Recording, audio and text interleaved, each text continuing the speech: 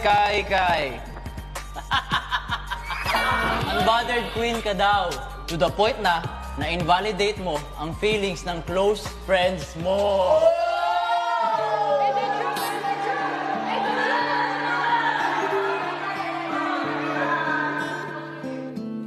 Nung time na nag-battle, parang I was so time pressured. I was so pressured honestly, by Dylan.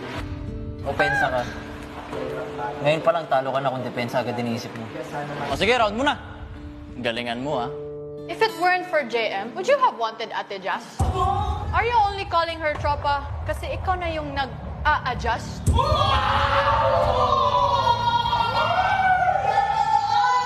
Sobra pa akong nag-guilty, kuya, kasi nung si Dylan na, kuya, parang nung all out tayo, no mercy, ganun, kuya.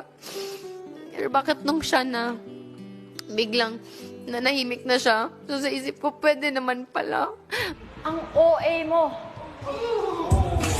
Making the smallest things kasing laki ng ulo mo.